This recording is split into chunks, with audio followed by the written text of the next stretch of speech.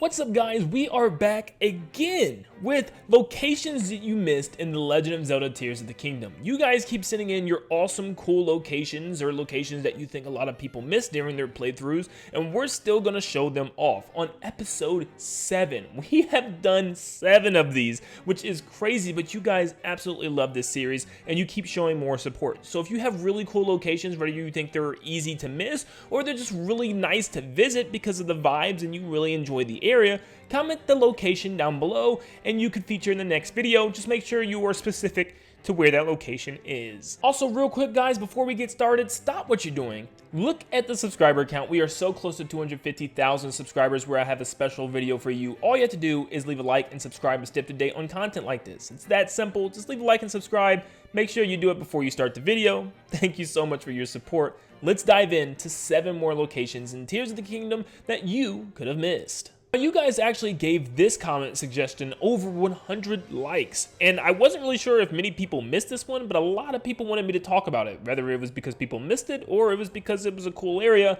But we have the Starview Island, which is in the sky just around the North Gerudo Sky archipelago. Now, what's very interesting about this is there's tons of mini islands surrounding a giant orb one, and you can actually go inside and there's a really fun, really cool looking light puzzle. Plus this whole area is zero gravity, which means you can practice some of your zero gravity attacks and stuff still, and you can even use some really cool skydiving mechanics, which you really can't do anywhere else on the map. There are a couple areas that still have zero gravity up in the sky, but this is just one of the few. But like I said, you can also go up to some of the higher sky islands and have some beautiful views, especially during sunrise. This is a really beautiful area. Odds are you probably found this one during your adventure though, because there is a shrine within this region, but at the same time it is a really beautiful place to just stare at the sun as it rises and lowers for the day. Next up we have the Cape Callus cliff base and cave. Now this cave is actually part of Misko's treasure quest line, but it is one of the coolest caves in the entire game to me. Now Cape Callus has always been an amazing area, even in Breath of the Wild, and is one of the most beautiful overlooks within the entire game, where you can look out over at the sea and see the sun rise and set once again. Yep, lots of sun watching locations in this video. But this area is just such a beautiful area, and it's just awesome to kind of go around and just stare off the ledge of this thing and even dive off the side, where you'll find on the side of the cliff lots of bird nests filled with eggs.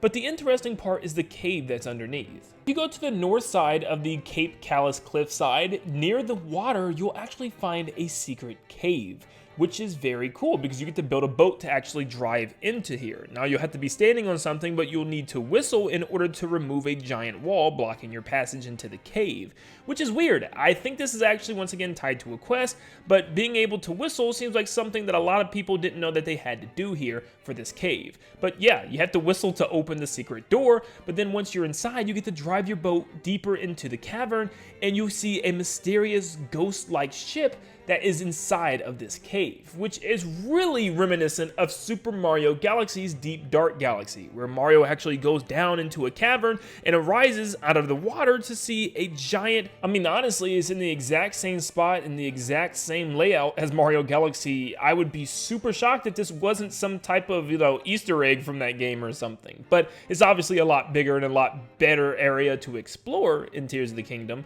But yeah, it's a really unique spot. There are lots of stall enemies that you can get out of the way just by using dazzle fruits, but there's some also interesting things about it. You can get near the torches and they will immediately extinguish as soon as you get by them, as if there's some type of spooky essence on this ship.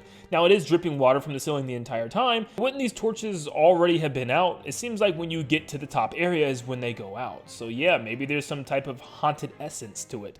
But you can also find the Tingle Tights and a Bubble Frog within this area. Just look behind the crates for the tights. There's also a Lionel Bow up at the top of the crow's nest, and the Bubble Frog is in a cave behind the ship. Next we have the Wrist Mine, which is northeast of the map beside Terrytown.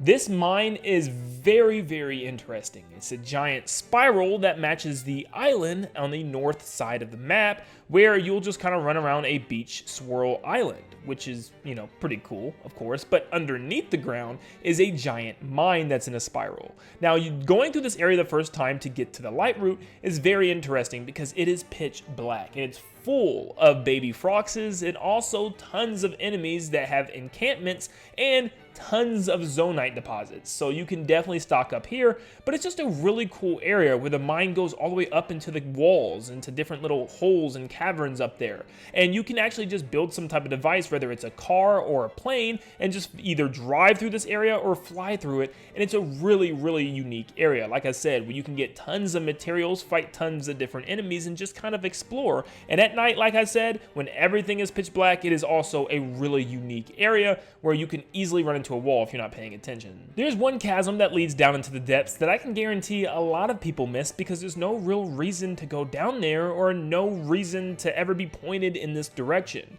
If you look just to the west of Hyrule Castle, you'll find obviously that Crow Island that I talked about in a past video, but also the Castle Town Prison Island. And if you go to the very southwest part of this island, you'll see a giant rock mountain and also tons of trees, which is actually blocking the entrance into a secret cave that has a chasm down into the depths. In the depths, both the Little North and South Islands are connected, and there's no other way down into this area besides this secret chasm. Going down here will take you to a secret boss area where you can fight a blue-white Frox, and you can even farm this enemy for lots of materials, which is also very cool indeed. It's just a secret area with a Frox boss fight, but it's one that I feel like a lot of people can easily look over because there's really no direction or time in the game where they point you to go look for this thing. One thing I really like to do is look at locations that changed from Breath of the Wild, so if you can find any more of those, that would be greatly appreciated. But we have now the Bear Den, which was in Breath of the Wild and had bears there, and this was just southwest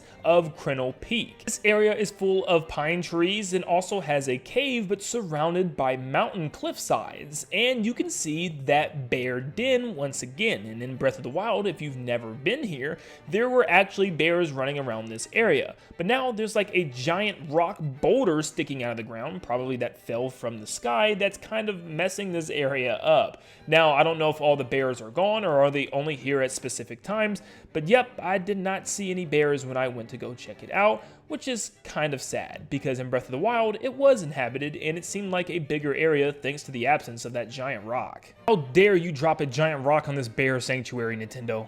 How dare you? Next up on our list today, we have the North Ocula Beach Cave, which is a really cool underground tunnel that takes you all the way to the Lomai Island, which is the giant maze to the northeast out in the water. So yeah, you don't even have to swim over there and build some type of contraption to get to the top. Nope, you can just go through an underground cave where you can actually use Ascend to just go through a rock platform, which will take you right to the bottom part of the labyrinth where you can fight Gloomhands and obviously Phantom Ganon. But what's really cool is you can actually find a bubble frog that's super well hidden. Now, before you ascend in this area, look up and you will see him kind of on the side of the pillar, which is also a giant cave in and of itself. So you can actually blast all the way up there and climb if you have the slip repellent frog suit and also tons of energy stamina drinks, because it's a very long climb. Now, I recommend just getting to that top area by ascending and then dropping down, which is really cool as well. But yep, that bubble frog is super well hidden and a lot of people can miss this one. The last one today is actually tied to a side quest with Gurini at Lureland Beach, where he's actually on the dock area and you can talk to him and he'll tell you how he needs a boat, which will lead you to the Tinoko Island, which is a very far off island and a very small one all by itself with tons of wooden boats where you can actually bring them back. So you can build your own like super fast speedboat in order to bring it back to him. But yes, it's just a little tiny secluded island, which is another beautiful, just awesome scenery area. Once again, some people may have done this side quest already, but I think it's just the scenery of the area is really cool, and just being able to drive this boat all the way back to the coast of Lureland Beach is really cool as well, especially if you do this during sunset or sunrise. It's just a beautiful looking area, and you're just as far out to the sea as you can get really in this game, and it's just an awesome experience altogether. Taking the boat back definitely has its Wind Waker vibes. But thank you so much for tuning in today, guys. If you have any locations of your own that you wanted to send in to continue the series for an episode 8, feel free to do so down below. And also, since we are on episode 8, there are a lot of locations that we already covered. Make sure you check the official playlist to see what videos I've already made and what locations I've covered from others already. But make sure your location's either a unique spot to you, whether it's a really cool vibe area or a location that you think people missed, or a really cool changed area from Breath of the Wild to Tears of the Kingdom. But thank you so much for tuning in. Stop what you're doing before you go, leave a like and subscribe, and like always, I'll see you all on the next one. See ya, guys.